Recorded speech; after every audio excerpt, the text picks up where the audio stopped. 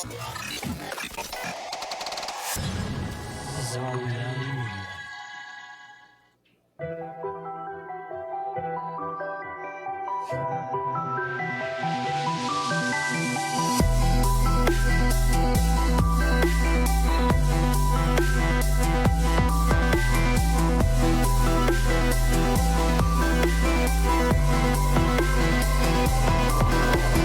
Bizarre Inquiries with Shayn Orin. What's up, guys, and welcome to this very, very exciting Halloween edition of Bizarre Inquiries, the show where we let our minds wander, starting with a clip, article, or inquiry. I am the one that some people refer to as Shane Squatch. What is that? Hi, I'm the Wicked Wiener. Fuck you, kid, you're a dick. And alongside me, I have the usual, the big bad, Boo Daddy himself, Sir Orin Felix. Yes, Daddy. A little bit provocative, a little bit Halloweenish, a little bit scary. I got to mix all the emotions together for this one. Hey, well, that's a perfect encapsulation of me. A little provocative, a little scary. I mean, it works perfectly. Look at you got the black T-shirt on over there, looking all sensual and seductive. I mean, ironically, look, we matched today. We're doing the Halloween special. We're wearing all black. We got our spooky articles and clips ready. This one should be a fun show. I know it's early in the spooky season, but I mean, it's kicking off our 4-week adventure of Halloween goodness, and this is week 2 now, I think, of our Halloween goodness. In our house, we've been celebrating Halloween since like Labor Day. So, I mean, we're like a month deep at this point.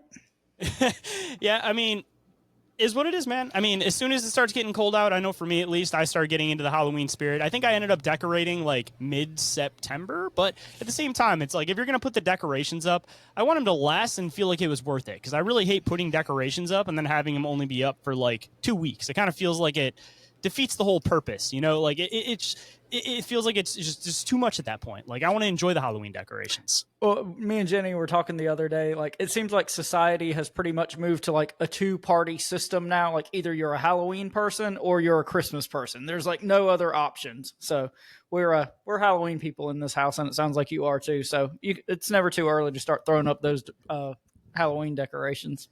I'm a little bit of both. I mean, I also like the creepier aspects of Christmas because, I mean, one of my favorite Christmas stories is A Christmas Carol. So, I mean, I definitely get into the paranormal, creepy side of Christmas. I mean, and Krampus. I mean, there's a lot that goes with both, to be honest with you. I mean, I kind of do both, personally. All right, so you're right down the middle of the aisle, then nonpartisan.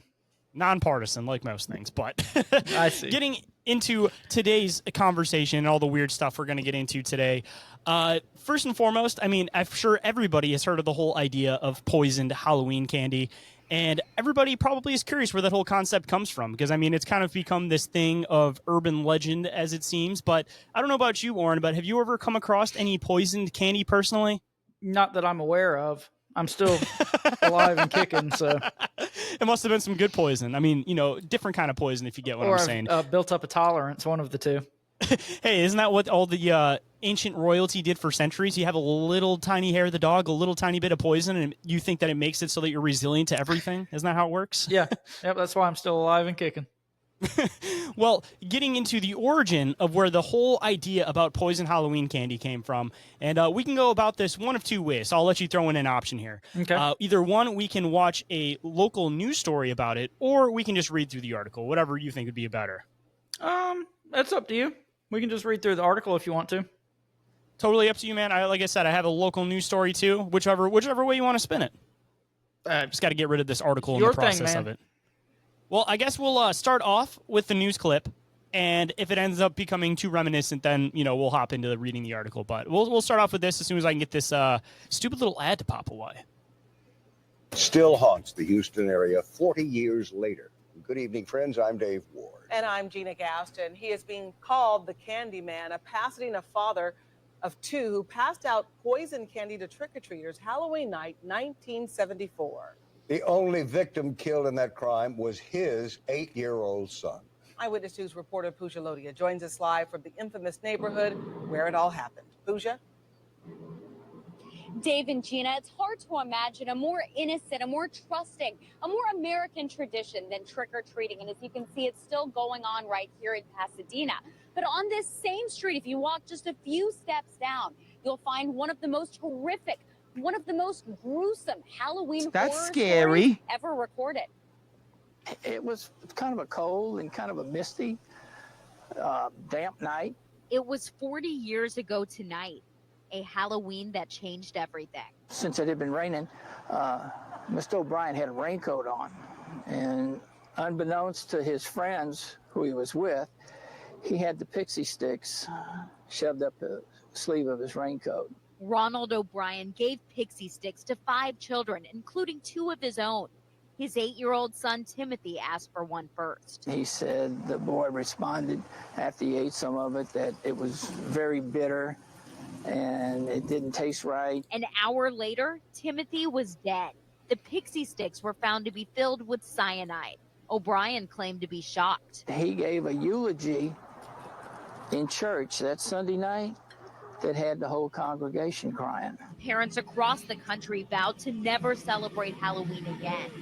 This home where O'Brien claimed to get the pixie sticks was shrouded in suspicion. Someone took it upon themselves to take the trust and the fun away from a lot of parents and a lot of children. Then police learned O'Brien had just taken out life insurance policies for his children. Fuck that. An adding machine tape, okay? It had all his bills written out next to the numbers.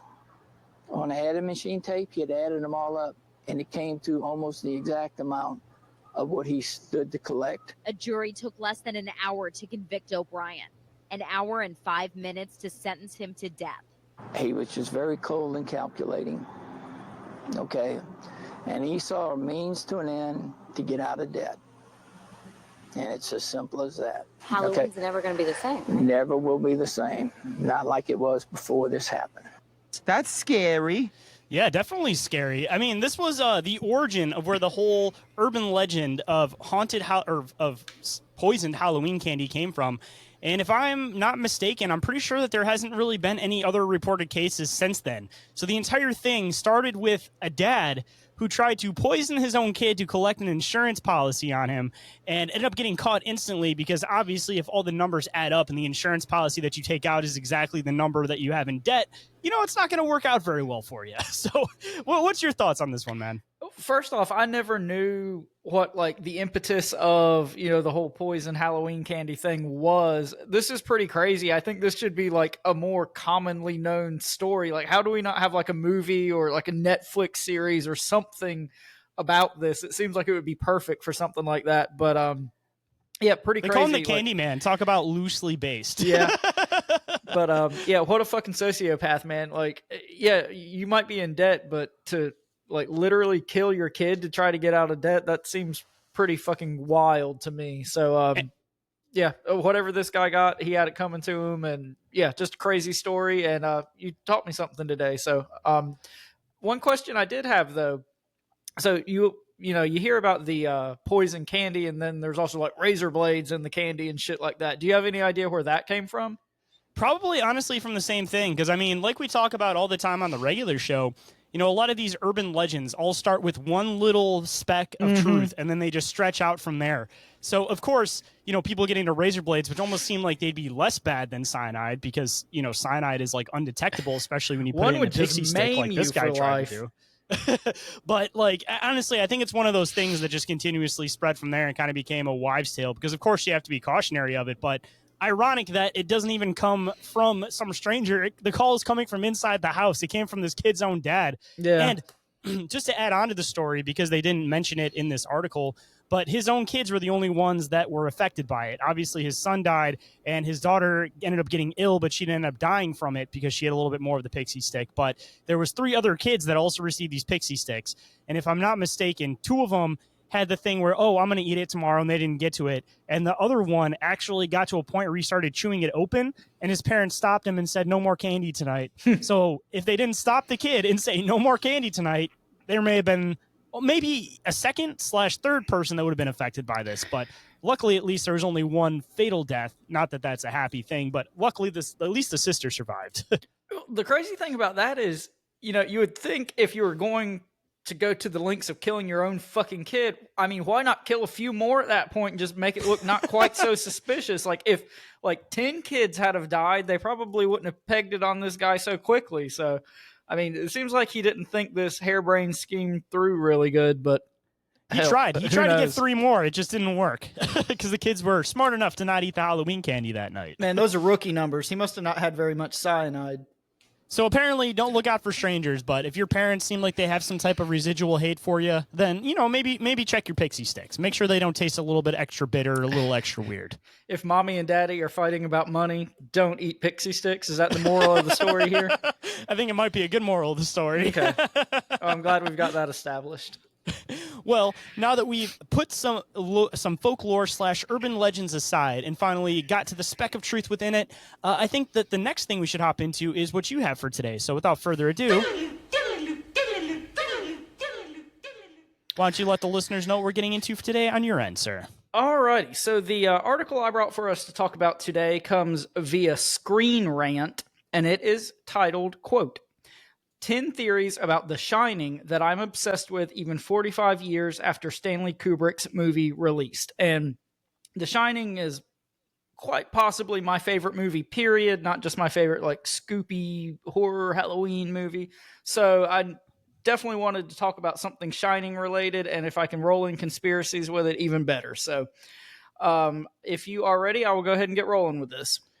Yeah, I'm looking forward to this one. I mean, at least for The Shining. It's one of those movies that's so multi-layered because, one, you got the Stephen King aspect, and then you also have the whole Stanley Kubrick aspect of it. So I'm sure you'll get into it with some of these theories, but there's a lot of layers to that film, simply just off the fact that Stanley Kubrick was the one that produced it. Yeah, and we're going to have a whole lot of kind of jumping off points to talk about with this one. So, all right, starting off.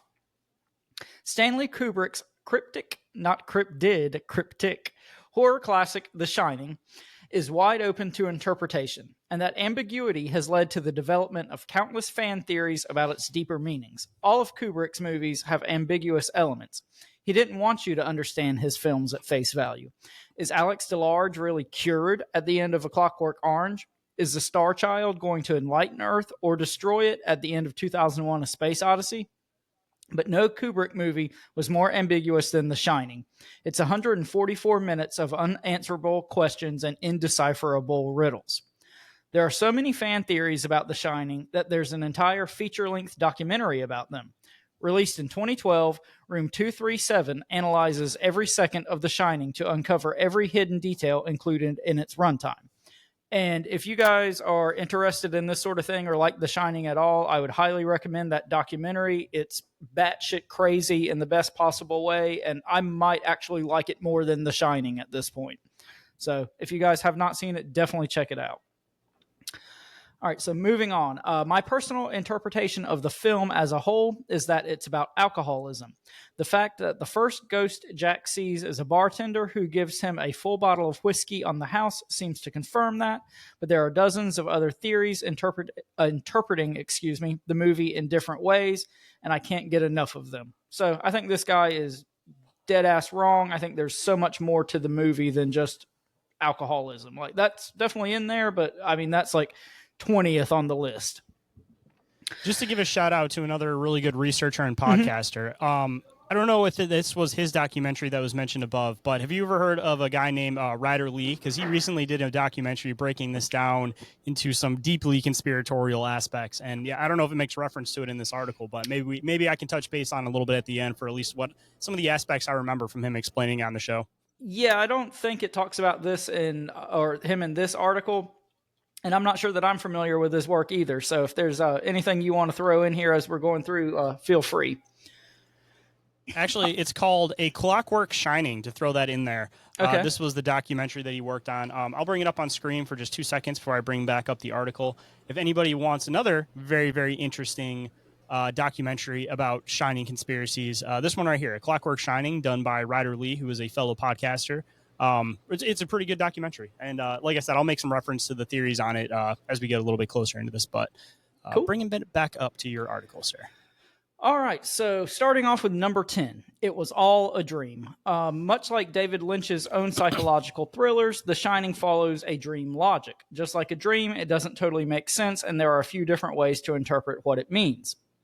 The most literal interpretation would be that the movie is, in fact, a dream. It Was All a Dream is a cop-out explanation for mystery storytelling, but The Shining actually includes a scene in which Jack wakes up from a terrifying nightmare in which Danny was hurt, only to find that Danny is indeed hurt. Maybe he's still stuck in this bad dream. So to me, this one's not all that interesting. I don't have a whole lot to add about the whole It Was All a Dream scenario. Do you have anything you want to add on this one? I think that this is probably one of the conspiracy theories with the least likeliness to it, because it just seems like a very simple answer to it, and I don't think that Stanley Kubrick would make something that simple, because there was a whole back and forth with him and Stephen King, because Stephen King was like, all right, this is my story, this is my thing, and Stanley Kubrick was like, no, this is my movie, this is how I'm going to do it. So there was this back and forth where things didn't stay exactly the same as the book, because Stanley Kubrick had his own thing going on. So considering that, I don't think that Stanley Kubrick would have made his message that simple. Yep. How many times have people seen 2001: A Space Odyssey and still don't understand it? I mean, it's still one of those endings that is up for interpretation anyways. Same with Clockwork Orange. No, I'm with you 100%. But the next one we're going to get into, there's a lot more to unpack. Oh, this is one of the fun ones. Yep. This one, yeah. So, number 9, Danny's Apollo 11 sweater is Kubrick's confession that he faked the moon landing. During one of several sequences in which Danny is seen playing with his toys in the halls of the Overlook Hotel, he's wearing a sweater bearing an image of the Apollo 11 shuttle. Some theorists believe that this sly bit of costuming is Kubrick's subtle confession that he helped to fake the moon landing. Kubrick changed room 217 from the book to room 237, seemingly for no reason. Perhaps coincidentally, the distance from the Earth to the moon is around 237,000 miles. That got me caught up for some reason. It's quite a stretch, but this is a fascinating. I was going to hop in and help you for a second there. Yep. Got tongue-tied on that one. But anyway, what you got on this one? I mean, I put a lot of stock behind this one, but this also goes into the multiple layers that I don't think that this was Stanley Kubrick's sole message, but I definitely think that it was piece of the puzzle that he was trying to interpret. Because regardless of, again, I've said this a million times on the show, what you believe about the moon landing, whether we went there, whether we didn't go there, I still think that regardless, the government would have had fake footage to make it look like we made it there because we were in a space race with Russia and we couldn't let Russia win that race. So regardless, I think that there was fake footage manufactured. Yeah. And the debate is whether or not it was used, but that fake footage, 100%, I think what Stanley Kubrick did, considering that he did 2001: A Space Odyssey, I think right before that, which kind of led into the interpretation that he would be able to do it. So I think that, again, he filmed footage. Regardless of what you see, there was fake footage that was created. And I think that he definitely filmed it. So this is just piece of the multiple layers that are in The Shining. Yeah, and like you said, he did 2001: A Space Odyssey not long before the whole moon landing thing. A lot of people have speculated that that was like his way of quote-unquote practicing for the moon landing hoax footage, whatnot. Those shots are phenomenal even now. That movie is crazy. Yeah, so the only rebuttal that I'll have to that is a lot of that moon landing footage looks like shit. If Stanley Kubrick did it, it probably would look a lot better. It's easier to make it more believable, though, if it's more grainy. That's the thing. True. But something I did want to kind of touch on here, it says in the article, Kubrick changed room 217 from the book to room 237, seemingly for no reason. I don't know this for a fact, but I've heard in some other videos and articles and whatnot about The Shining that I've read and watched and whatnot, that they changed that because the hotel where they actually filmed the movie at did not have a room 237, so they didn't want people requesting that room, and they did have a room 217, so they did that to avoid people wanting to stay in that particular room. Whether that's true or not, I don't know, but just something I've come across. And just to throw in another layer with the whole Stanley Kubrick thing, obviously the outside of the film was shot at the Stanley Hotel. That was kind of the whole interest. That was the whole thing that inspired it. But he purposely chose a hotel for the difference of the inside because of the carpet and because of the way it was set up. But again, I'll get into that a little bit farther in, because if it doesn't throw this theory in, I'm going to make sure that I throw it in towards the end. But just keep in mind that he purposely would have chose this hotel for that carpet pattern. All right, so we're going to move on to another fun one. Number 8, The Shining is secretly about CIA mind control experiments. Which this is already leading into what I was going to say. So they purposely picked that carpet because it leads in with the MK Ultra mind control concept. So the article says, apart from the general bizarreness, look at there, of the film, bizarrities, there's not much evidence to support this theory, but it's become a popular reading of The Shining nonetheless. When Danny first sees the Grady twins, there's a skiing poster that reads Monarch. This piece of set decoration stands out because Ullman said that there is no skiing in the area. A theory claims that Monarch was the code name for the CIA's notorious MK Ultra mind control experiments, which we talk about all the time on the show. Based on this, the mind-bending madness of The Shining is believed to be an extravagant cinematic portrayal of shady CIA mind control. And this is partially what he ends up dissecting in that movie that I was mentioning, Clockwork, Shining.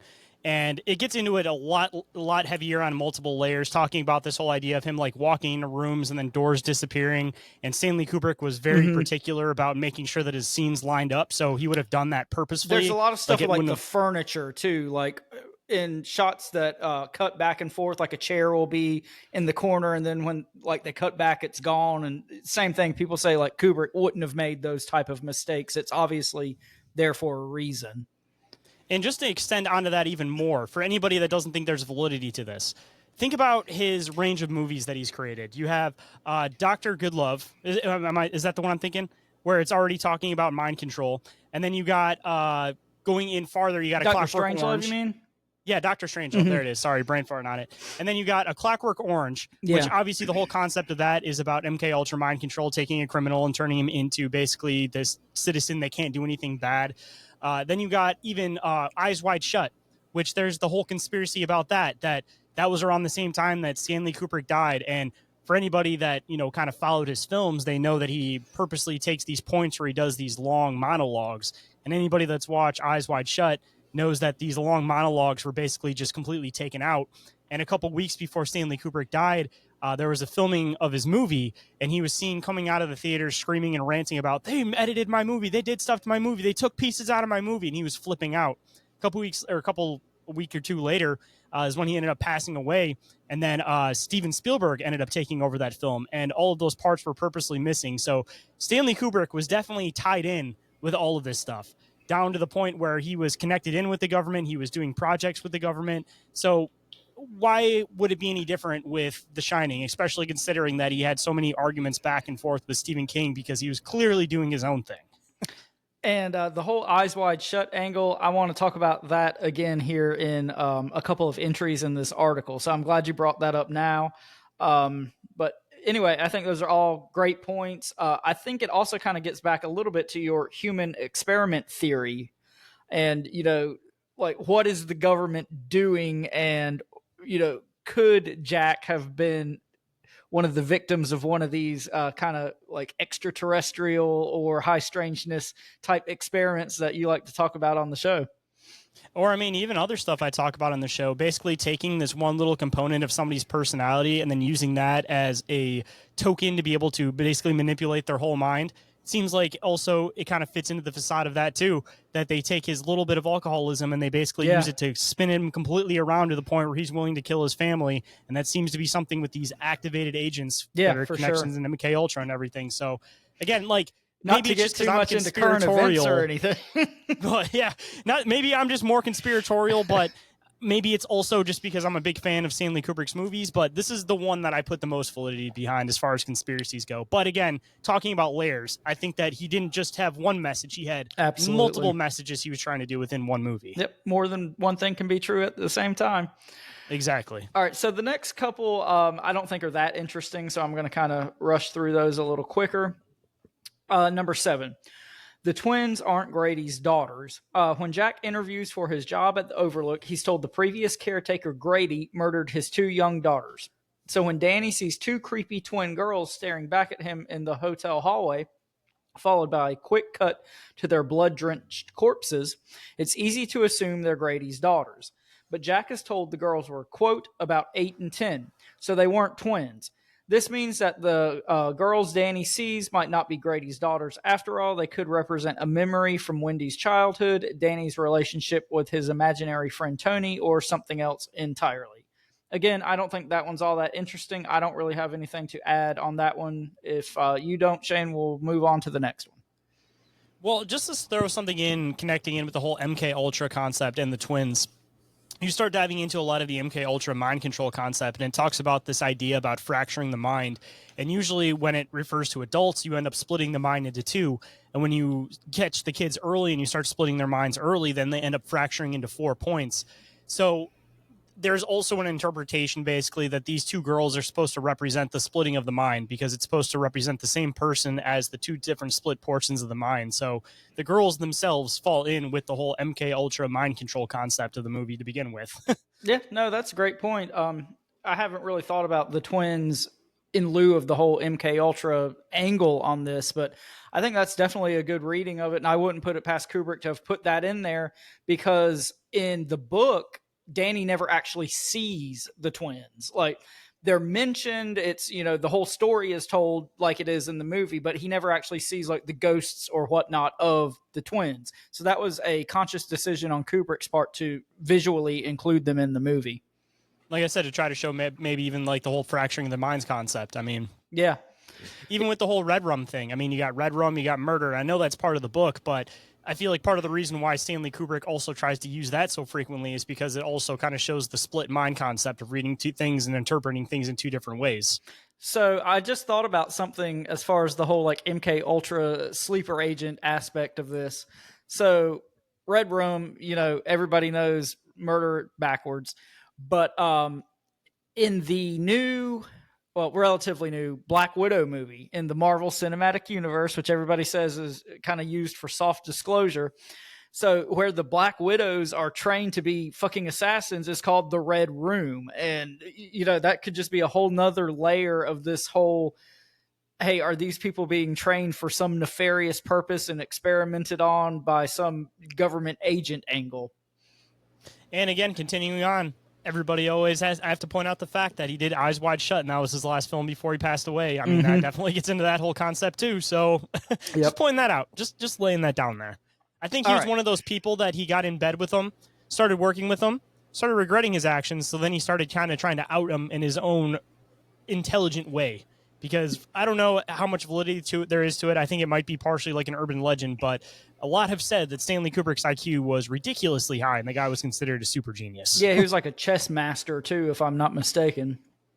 So I think he was one of those people that at the time was thinking 3 moves ahead of the government, which is why he was able to do some of this stuff. And then they finally caught up with him again for 30 years later or whatever. Or it was just a matter of they made that move of basically saying, sit down and shut up. And he decided to go outside and start ranting. So they had to take evasive maneuvers. All right. So we're going to move on to number 6 now. Wendy is hallucinating the whole thing.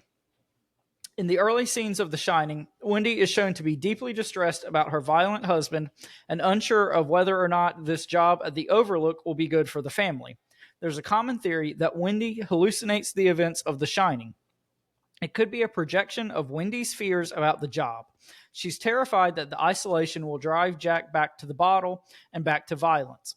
So she imagines the worst-case scenario of a murderous relapse. This would explain why Wendy is so cartoonishly mistreated throughout the film. This one I don't think is all that interesting either. I think this is kind of right up there with the it was all a dream theory. So I don't have a whole lot to add to this one either. Just to throw in some interesting information about the film, did you hear about the whole way that she was like treated all through filming? Yeah, basically like Kubrick was horrible to her. Yeah, absolutely horrible to her. Like, treated her like shit. Like, he purposely, like, picked her, even though she wasn't the best actor, too. So, again, I think it was one of those moves that he purposely did. And continuing on with the MK Ultra mind control stuff, I mean, definitely seems like maybe he purposely picked her to fuck with her head to try to show an interpretation of that happening as the movie's happening. I mean, definitely possible, too. Yeah, for sure. So this next one, I think, is a really interesting theory and is going to touch on some stuff we've already talked about. Number 5, The Shining is all about sexual abuse. Jack admits to hitting Danny, but his abuse could be much darker than that. The deep psychological terror of The Shining could be a cinematic representation of Danny's trauma from being sexually abused. The film reflects a child's idea of sexuality.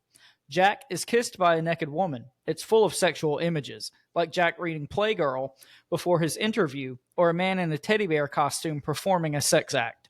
Room 237 could be where the assault occurred, or it could represent the part of Danny's mind where he repressed the trauma.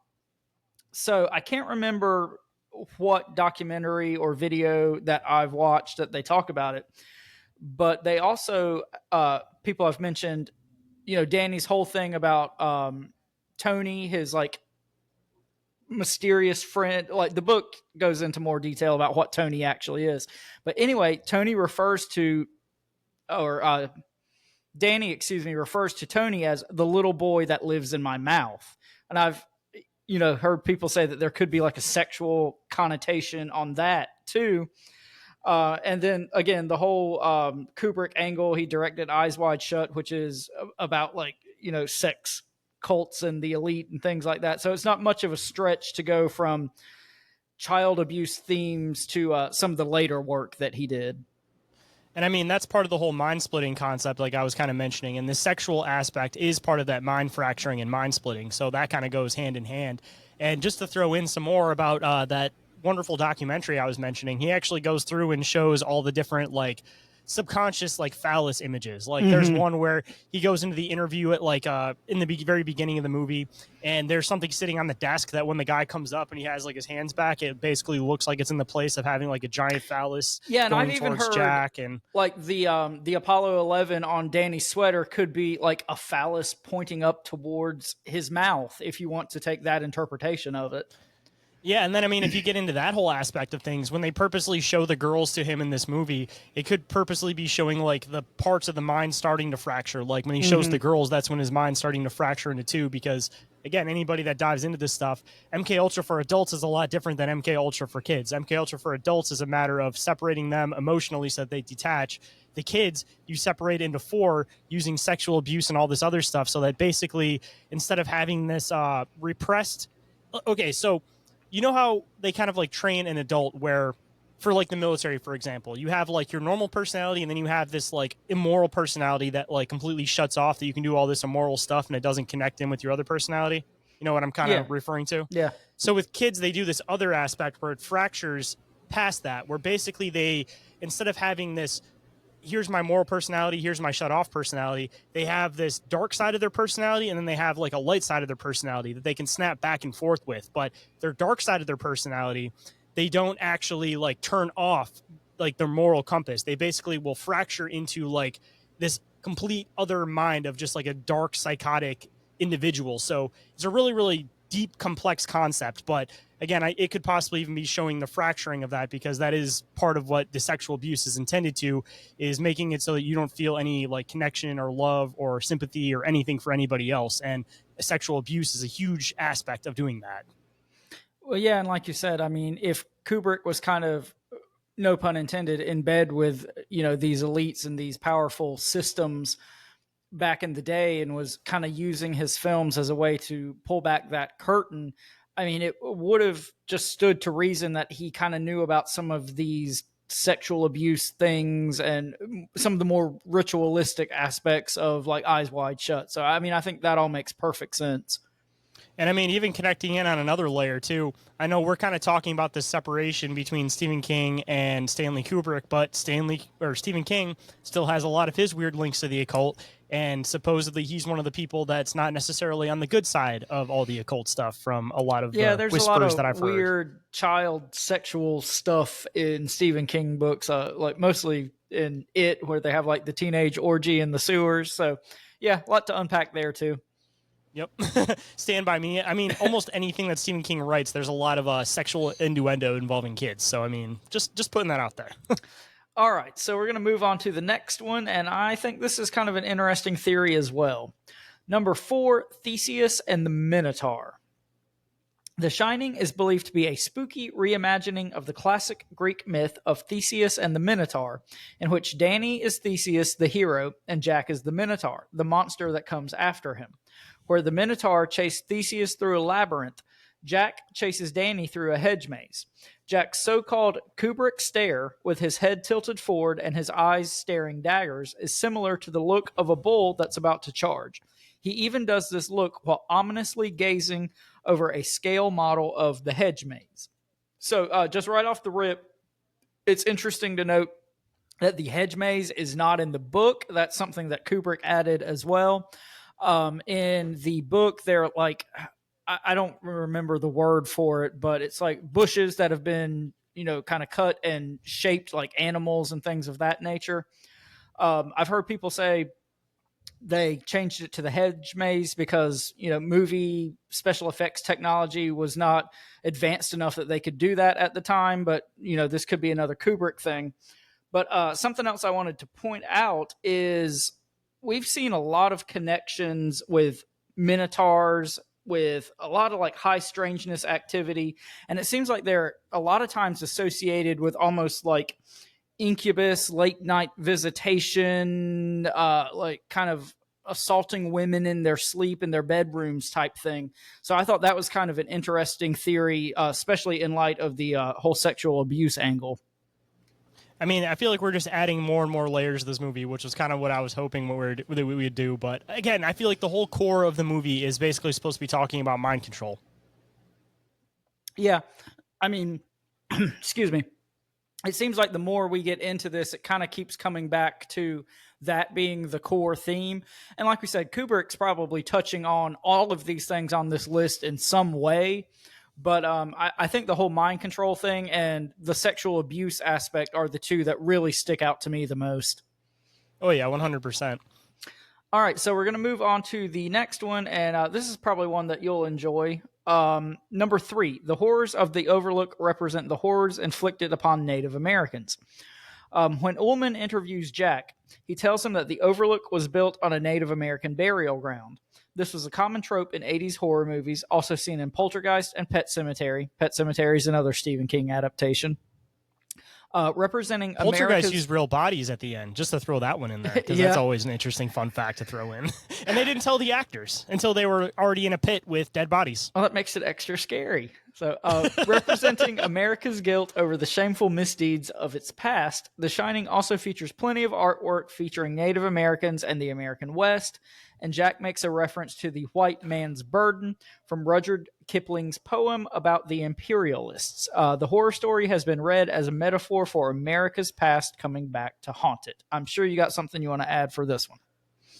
I mean, I feel like this one maybe would be something more on Stephen King's side than Stanley Kubrick's side, personally. Like, I feel like maybe in the original story, that may have been an interpretation, but I don't think that would have been one of Stanley Kubrick's like boxes he was going to check for the movie, personally.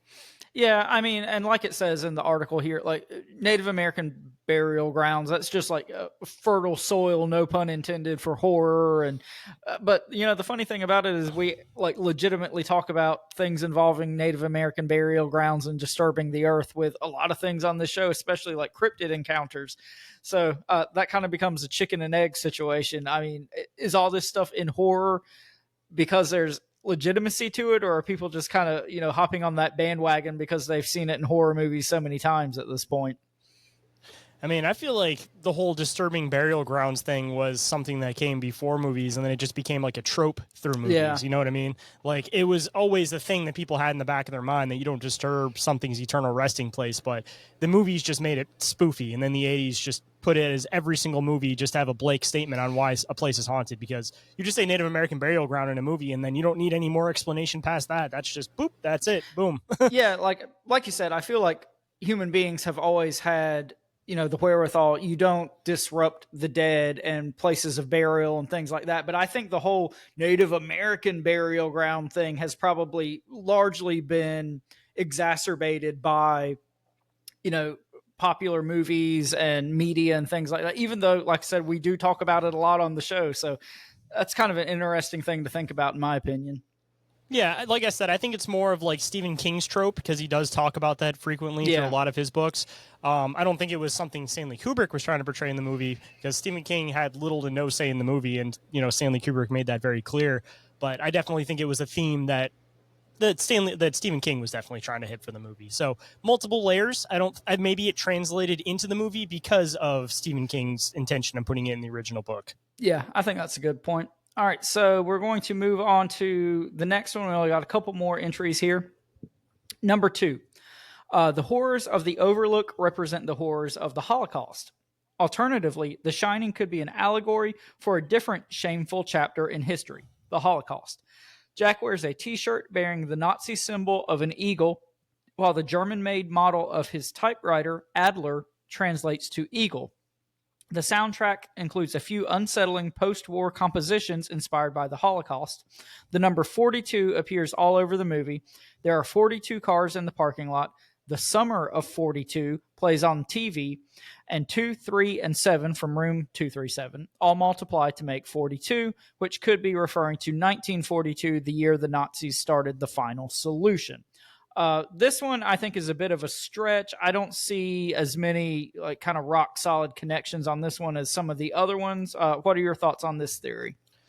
See, I feel like this one and the Native American one, depending on how you interpret it, can kind of be reflected in two different ways. You know what I mean? Like, definitely. I feel like you kind of have these themes, and you can kind of see how they could potentially fit any group that might fall into that category. You know what I mean?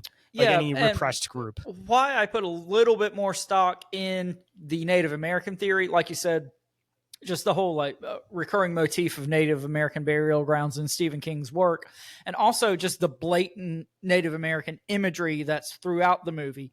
I mean, the German brand typewriter, and he's got an eagle on his shirt. It seems like a bit of a stretch to me on this one, but that's just my opinion. I'm pretty sure Adler is probably one of the most popular brands of typewriter too. So yeah, it probably. I'm sure that was just like a I hate saying coincidence, but coincidence. Yeah, I mean, I think this is probably fairly far down the list of theories that I think are most likely. But this last one I like a lot too. So unless you got anything else, we are going to hit number 1. Well, just to throw this in here, apparently. Back from like 1942 to 1960 something, Adler was considered to be one of the most popular typewriter brands. So there you go. Like I said, just popular brand that appears in a movie. Yep. So even more fuel to it probably ain't that, talking about the Holocaust theory fire there. All right. So number 1, the Overlook is hell. One of the most popular fan theories about The Shining, and one that I'm inclined to agree with, is that the Overlook represents hell. It's a hellish place where blood gushes out of the elevator, ghosts have sex with each other, and the Torrances are seemingly trapped here for all eternity, being punished to no end. The comparisons between the Overlook and hell is clearer in Stephen King's original novel. At the end of the book, the hotel explodes into a spectacular ball of fire.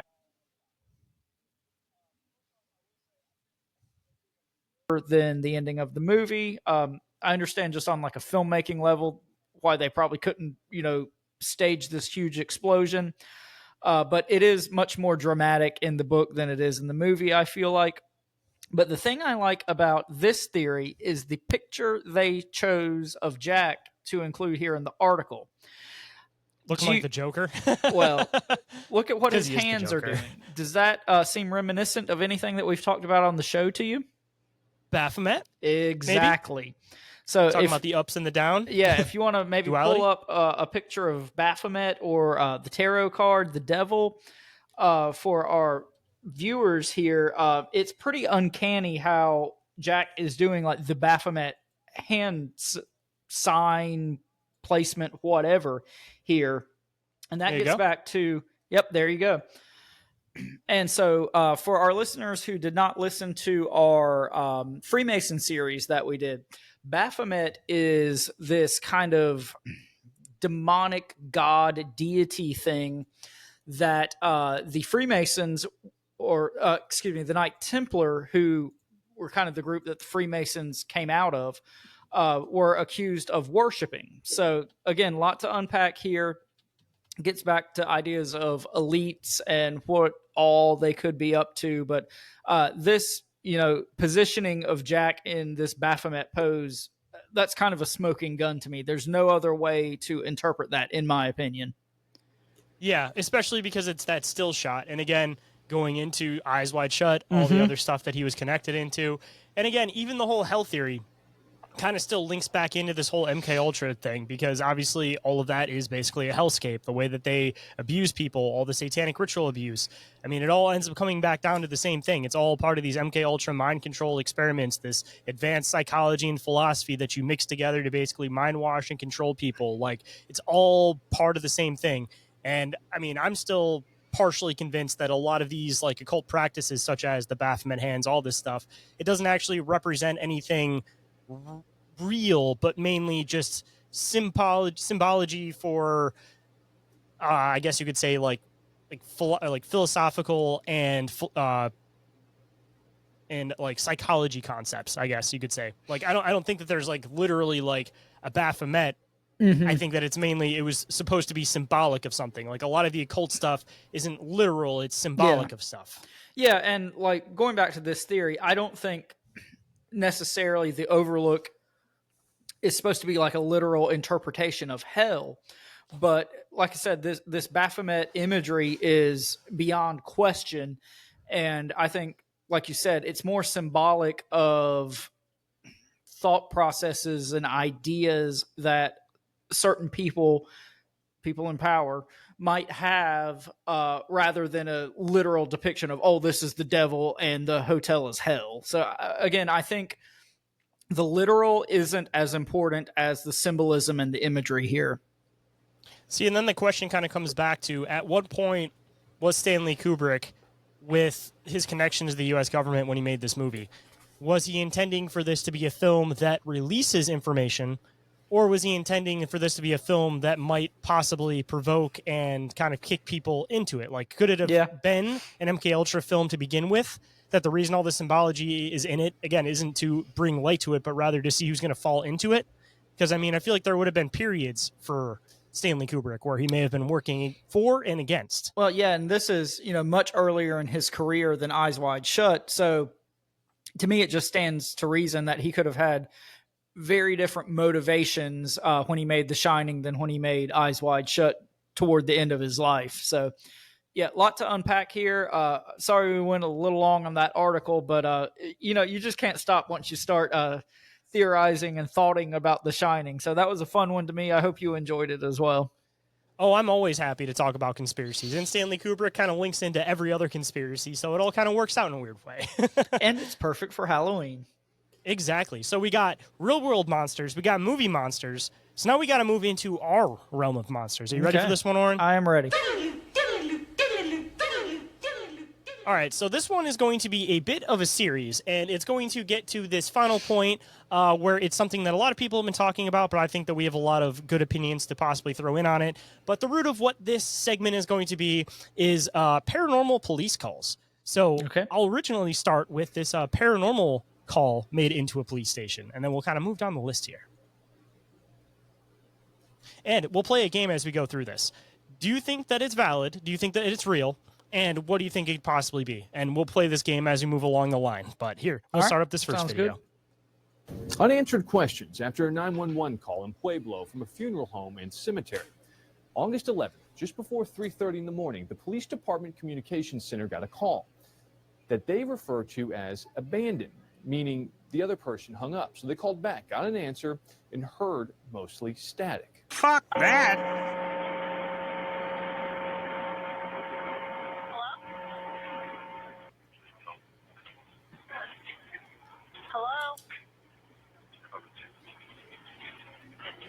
That's scary. An officer was sent out to check out the funeral home and cemetery and says it was locked up and dark with no one in sight. You can hear the full 911 call in the CBS Denver article. Matt Uris, covering Colorado first. So this first one, what do you think? Do you think it's legit? Do you think that it may have been some type of glitch or something in the system? Like, what do you think for this one? This one strikes me as it could be just some very real world explanation for it. Could it be This valid? was 7 years ago, just so you have an idea of phone lines at the time. Okay, This is from 7 years ago.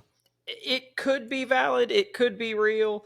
The thing that's kind of interesting to me about it is if this happened at like a cemetery or whatever, that gets back to ideas of like spirit boxes and communing with the dead and things of that nature.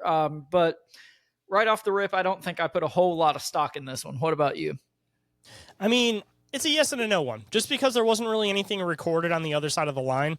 I mean, it's strange that somebody answered the phone and that there was this inaudible grunting noise. I'm going to chalk it up to one of two things. Either one, there was somebody who was there and they just kind of answered the phone, set it down and put it away, and then they left, and then the cops showed up afterwards and they kind of never put two and two together.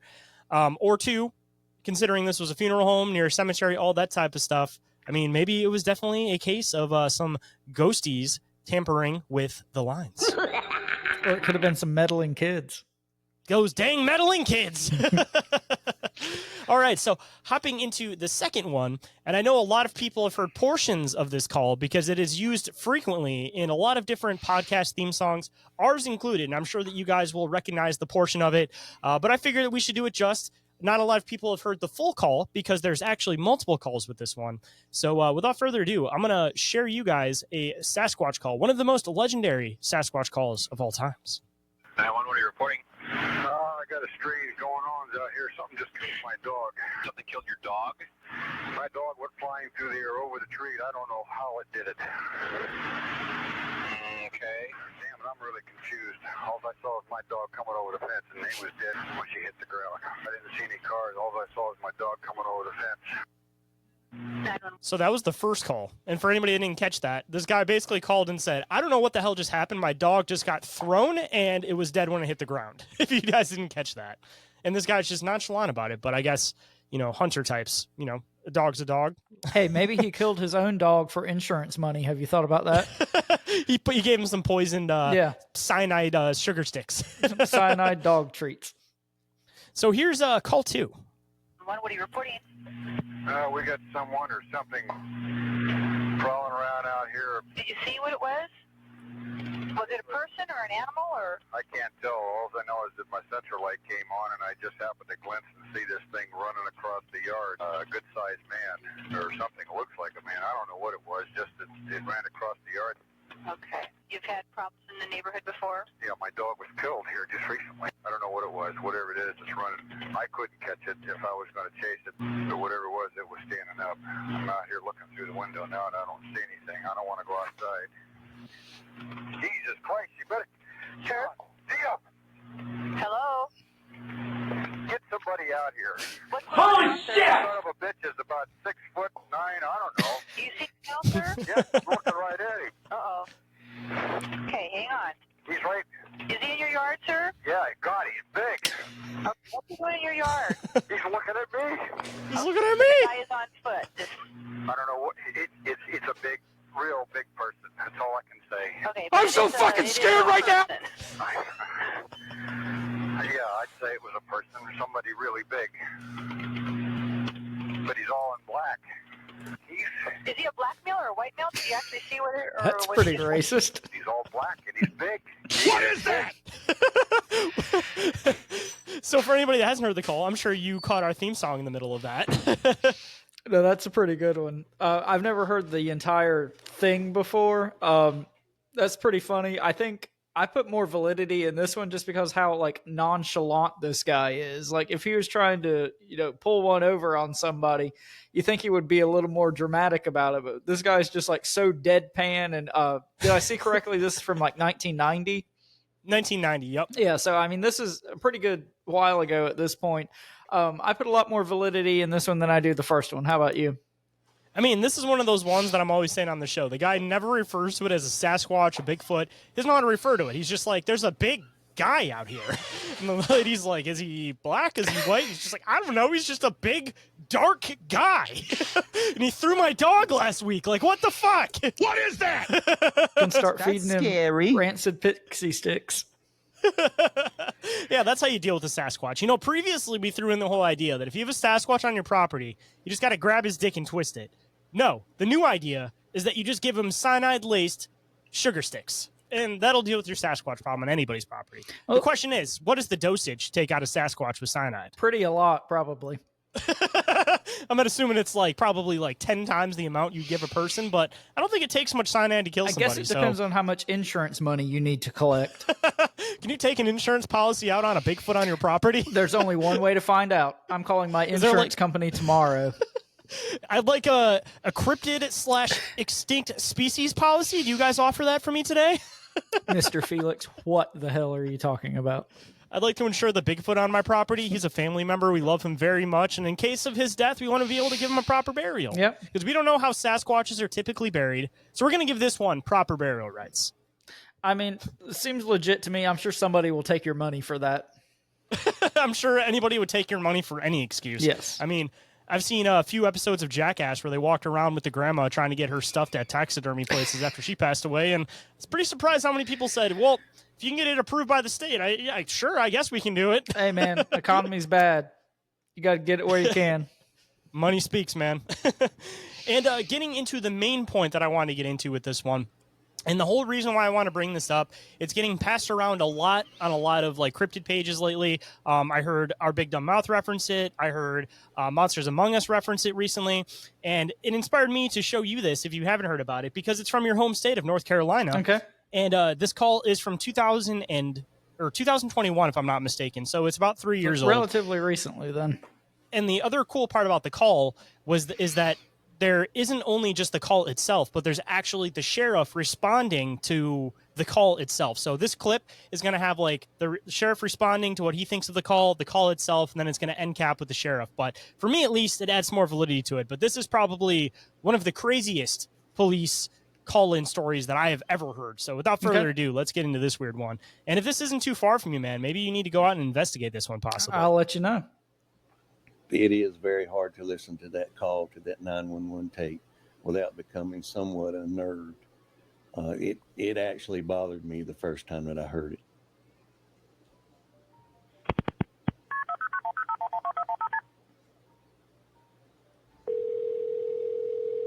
Oh, shit! Center County 911, what's the address of your emergency? I'm driving on 210. I just crossed the Black River, and I thought I saw a guy standing on the side of the road bleeding. Okay, where are you at, sir? I'm on 210. I just crossed the Black River. I'm heading towards 53E. I'm so fucking scared right now! I just passed Patriots Watch. Okay, so you're over near Morse Creek? Yes. Okay. And did you saw a man standing on the side of the road? Oh my god, what the fuck is that, bro? What was that, sir? That's not human! That's not human! Sir? I want to bring it back just a hair bit, because Is very you hear a hard to clunk listen to that in the middle of that, and I want to make sure that the like listeners actually get to hear it.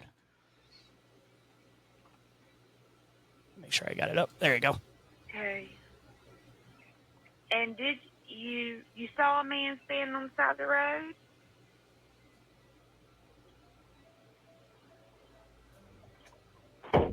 Right there. Mm-hmm. What was that, sir? That's not human! That's not human! Sir, are you okay, sir? There's something in the bed of my truck! Okay, what's in the road? No, it's not in the road, it's in my truck. In the bed. There's something in the bed of your truck? Yes, ma'am, I just turned on my bed light for my truck, and there's something in my bed. Okay, so when you say something, what do you mean?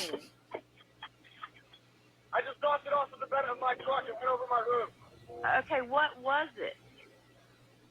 According to the CAD notes and the deputy reports, this thing jumped into the back of his pickup truck and began to actually beat on the top of the cab of his truck. You could actually hear something beating on the top of the truck. The caller stated that it was beating and scratching on the top of the cab of his truck. He actually stated that he was able to engage his bed light and was able to somewhat identify this object that was in the back of his truck. At some point, he was able to slam on his brakes, and the force of inertia actually threw this thing out over his hood and onto the highway. where this thing stood up in the roadway, made its way to the wood line, and disappeared in the woods. It is very hard to... And just to throw it in, the lady, there's a little bit more of an extension to that phone call, and the lady on the phone is trying to question him on what it was that was in his truck, and she goes, was it a bird? Was it a deer? She starts throwing all this stuff, and he goes, no, it's not a bird. There's no feathers. There's nothing else involved. And she asks how he would describe it, and he just says, it looks pale. And that's the only like real description that you get of this thing. But you know, every once in a while, dude, you come across those calls that when you listen to them and you deeply listen to them, they just kind of like hit you on a weird level. This is one of those ones for me, but I want to hear your thoughts on it before I go off on a whole thing about this one. Yeah, this one definitely strikes me as more legitimate. This guy is like pretty clearly freaked out, it sounds like. That's not human comment, dude. That's like what really gets you. He goes, that's not human. That's not human. And, you know, I'm sure you're going to talk about this more, but the fact that he says it's pale, that obviously gets into ideas of like wendigos and pale crawlers, things of that nature. Something I know else, I've indoctrinated you enough because your first thought wasn't pale crawler, it was wendigo. And everybody keeps saying pale crawler, and this has been my whole hill that I've been trying to die on forever, saying that people are mixing these creatures up and that wendigos, pale crawlers, we're all talking about the same thing here. Something else I'll throw in is it kind of is reminiscent also of a lot of do you remember when we talked about the lizard man of Skateboard Swamp and like chasing down cars and a lot of this type of behavior? So just for curiosity, while we were listening on or listening to the video, I looked it up, and this seemed to me this Moores Creek battlefield that they're talking about.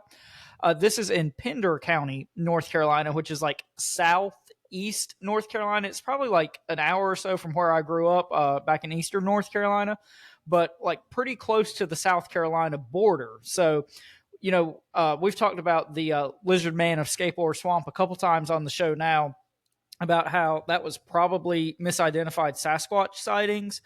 So just something interesting to kind of think about in lieu of all that. Like, you're not that far from South Carolina where a lot of that type of activity was going on. Granted, that was a lot earlier than this sighting, but still something interesting to think about. So, at least in your opinion, do you think that the two events are connected? Because he originally calls and says that as he's driving down the road, he sees this man that's standing on the side of the road that looks like he's bleeding from his forehead and that his like clothes are covered in blood. And then he like makes a direct eye contact with him. He's staring right at him. Because like I said, there's a little bit more. There's like maybe two more minutes to the call. But there's that. And then there's the creature that ends up happening after he's calling to report the initial thing.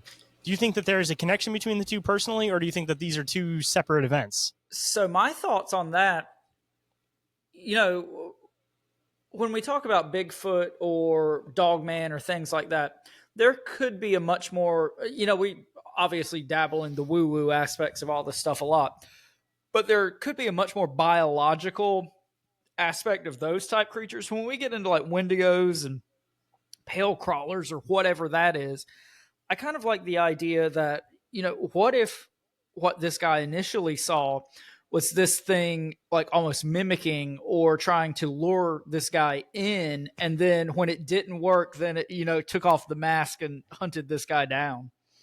That's kind of what I was thinking. I think the connection is that either one, you know, if this thing was a wendigo, pale crawler, whatever people want to call them, I think that they're talking about the same thing.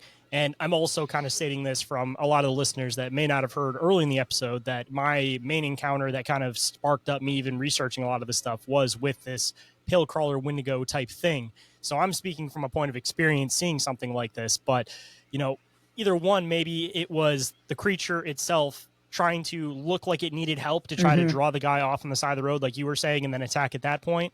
Or two, maybe it was a victim of this thing that it was chasing around. Yeah. And once the truck kind of drove through, then this thing got distracted and ended up taking after the truck because it was something moving a lot faster. But, you know, I definitely think there was a connection between the two. I don't think that they were two standalone events, but the question is, how are they connected?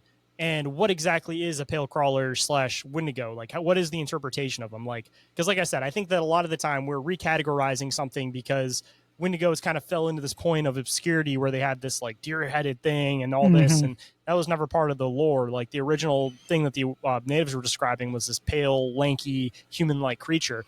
So it fits exactly what people described as pale crawlers. But even within that, I think that there's a split between like cave dwellers and pale crawlers. Wendigos. But again, what's the level of these things? What's the physicality of these things? Is it something more spiritual where it has the ability to shapeshift or change its form or possibly present itself differently? Or is it something a little bit more physical where it's like a matter of, I hate to use the interpretation of like a werewolf, but once you become one of these things, you turn into it indefinitely, and that's just what you are. Or 3, there is never actually an interpretation of you turning into this. It just kind of became part of the lore, because we look at something now like werewolf and dogmen, and we kind of have them separated. Like the dogman isn't a man that turns into a wolf, so they kind of, the lore kind of split up a little bit. Maybe there was this whole lore that was created saying that people turned into Wendigos, but Wendigos were just these creatures that were there, and they created the story afterwards, and there's no part of turning into them. I mean, it's kind of a hard interpretation, but, of course, there's going to be a creature sighting and then a bunch of stories that come after it regardless. Yeah, I mean, I definitely agree with you on that. I think if, like, Wendigos are indeed a real thing, I would tend to believe that it's its own entity. It's not that, like you said, not some werewolf aspect that somebody can turn into one. The last thing I'll add on with this is I do think it's kind of interesting that this account happened while this guy was like driving over a creek and he was in the vicinity of a battlefield. 2 things that we talk about all the time that kind of thin the veil and are liminal spaces and places where a lot of high strangeness just naturally occurs. So there's another feather in that cap. I mean, if you're looking at it from that standpoint, a battlefield, I know we already brought it up in the show recently, but, Native American burial grounds, maybe you're dealing with something because there's a Native American burial ground nearby. Yeah. I mean, I hate to throw that in because we're talking about it being like a common motif, but I guess you kind of have to assess that possibly. Hey, sometimes common motifs are common for a reason. So, but no, that's true. A good one. But yeah, have you heard this one before? Just out of curiosity. I have not. No, I enjoyed that one. That's my favorite one so far. Well, I know that there's a lot of people researching on this one, so maybe we'll have to do some more updates, and maybe if you happen to drive past that area, you'll have to keep everybody posted on if you happen to get chased by a pale crawler or Wendigo type. Hey, if that happens, you guys will be the first to know. And moving into our last thing for today. I figured that, normally we end the show with something a little bit funny. We've talked about real-world monsters. We've talked about horror movie monsters. We've talked about, human monsters. So for this one, I figured maybe for anybody that hasn't heard of this, you might be able to summon a spirit yourself. I wouldn't necessarily recommend it, but hey, here's the rules on how to do it according to Joe Rogan for anybody that hasn't heard of the Four Corners game. Did you know about the Four Corners game? It's a disturbing little ritual. Some say it can reveal if there's a ghost or something not quite human is hiding in your home. I'm not telling you to try it. In fact, I strongly suggest you don't. But here's how it's done. You'll need 4 people in a room with exactly 4 corners. Once everyone's inside, shut off all the lights. No flashlights, no phones, no candles. Total darkness. Then, each person must say their full name out loud. This part matters. It lets any spirit in the room know who just arrived. One person is chosen to be the leader. They stand in the center of the room. The other 3 each go to a different corner facing the wall. When everyone is in place, the leader begins the countdown. 3, 2, 1. At 1, everyone moves clockwise to the next corner without turning around. And this is where it gets creepy. If a spirit, ghost, or something worse is present, a 4th figure might suddenly appear in one of the corners. No one else entered the room. They're just there. If you see them, don't speak. Don't reach out. Don't even stare for too long. Just keep going. Because sometimes one of your group vanishes. If that happens, you must all leave the room together right away. No looking back, no second chances, and never ever play the game again. Did you know about the 4 corners? So what are your thoughts on this one? Seems almost kind of like a new age, like Bloody Mary to me. That's exactly what I was going to say. This seems like, Candyman, Bloody Mary type stuff. To answer your questions from the top of this segment, don't put much stock in this. Don't put much validity in it. Don't think it's probably true at all. But I think it's something fun to talk about. And, this is the time of year when things like this are extra fun. So, like I said, don't have a whole lot to add to that one, but definitely fun to kind of hear Joe talk about. Oh, shit! I'm so fucking scared right now! That would be my response if I was doing this circle game and there just happened to be a ghost in the corner. Like, it's one of those things that is in the back of your mind where you're like, it's bullshit. But Are you really ballsy enough to actually try it? Because I don't know about you, but when it comes to certain things like this, I kind of view it almost like the Ouija board, where, you know, people kind of interpret things as childhood games, but I don't know. This just is one of those ones where it kind of has that other facet to it where it doesn't seem like a childhood game. You know what I mean? Like, Well, I and don't know. what's Like best Bloody Mary is one thing, but yeah. this just feels different. And what's best case scenario here? Like, your friend doesn't disappear and you don't conjure a demon? Like, I don't really understand what the I think I'd benefit be of freaked this out would enough be. just seeing without my friend disappearing. Just Yeah. having something appear in the corner. I mean, again, is it one of those things that your brain is going to just assume something's there because you're just going to fill in the blank? Or again, like, what would you do in that scenario if something actually did appear? You're like, all right, this is just a bullshit game. It's how every, you know, new age horror movie starts, where they're talking about these childhood games, and the next thing you know, you're all trapped in a hellscape for the next eternity, whatever you want to call it. But Well, yeah, I don't know. It's one of those things I'm not really willing to try personally. No, I think I'm all good on that. But if you and 3 of your friends want to try it, Shane, I hope you're not the one who gets disappeared. Well, the good news is I only have so many people over here. You got Jenny, you got you. I think you're a little bit closer to being able to play this game. You just need to get Kevin. I don't have 3 friends. Well, you got Kevin, and then maybe me. Maybe we can all try this one day. I don't know if it works long distance over. What are we on right now? We're not on Zoom.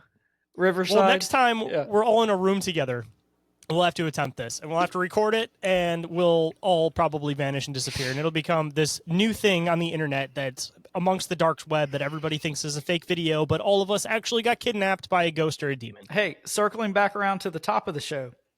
If you're in crippling debt, no need to kill your children. Just play this game and get abducted by a demon. Then you're good to go. You don't have to pay off your debt at that point.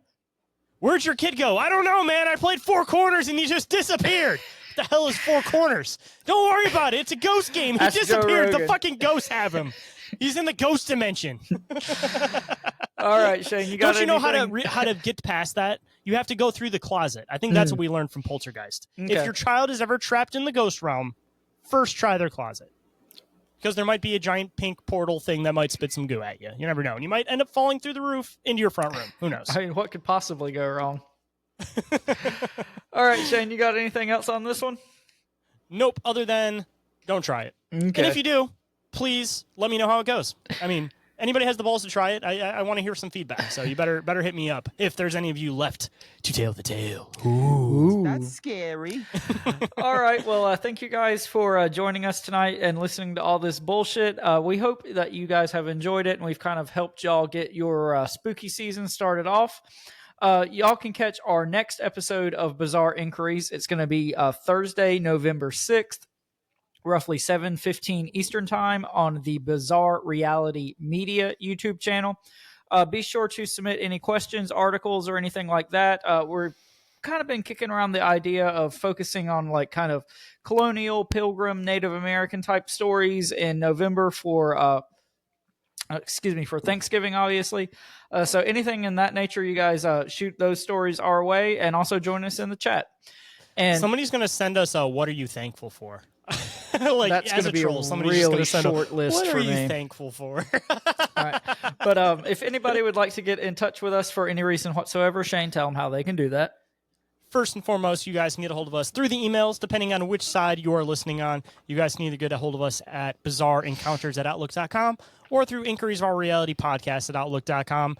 Or you guys can also get a hold of us through social media. Instagram and Facebook are the two that we're the most active on. Again, you guys can look up either show when it comes to that.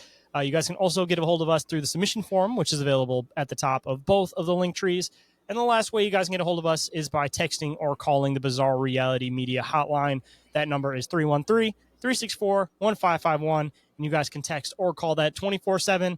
And if you guys might be interested in being part of our big Halloween special, then you guys can call in and share your experiences there too. Or you guys could always text them to me and we will read them on the show and, of course, give you guys a big shout out. But make sure you guys get those into us before October 29th because that will be when the live special will be happening. Well, 29th or 30th, one of those 2 days. Either way, get it to us before the end of October. 30th. 30th. Either way, get it to us before the end of October. Just do it. And if you guys would like to support the show, Shane, tell them how they can do that. First and foremost, you guys can go and check out the Patreon with 2 tiers available, ad-free / early access and full access. You guys can also check out the merch store with t-shirts starting at the scary low and oddly specific price of $15.68 plus shipping. Wow, that's a great price. You guys can also go and follow the show on Instagram and Facebook.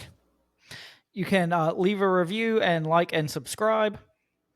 You guys can always share the show through word of mouth with anybody that you think might enjoy it, or possibly even people you think might hate it. But hey, I guess all publicity is good publicity. And you guys can also check out live shows on the Bizarre Realities Media YouTube and Twitch channels, which I still don't know what it is. I still haven't fully figured out Twitch, and we ain't got much going on over there, so you guys can follow on YouTube. That's all that really matters. But every single thing we mention is all available in the link tree, which is available down in that show description. And with that, I hope that you guys have kept it relatively spooky this episode. I hope you guys are having a good Halloween season. And as we get a little bit closer, I will, of course, end up wishing you guys a happy Halloween. But just like I always tend to do at the end of every single show, I got to remind you guys to always, always stay bizarre. I can't remember. Do I normally say something for this show? I think at this part where it goes to drop. I got nothing. Well, I got sound bites, so that works. That's scary. What is that? Fuck that. Holy shit! Hi, I'm the Wicked Wiener. Fuck you, kid. You're a dick.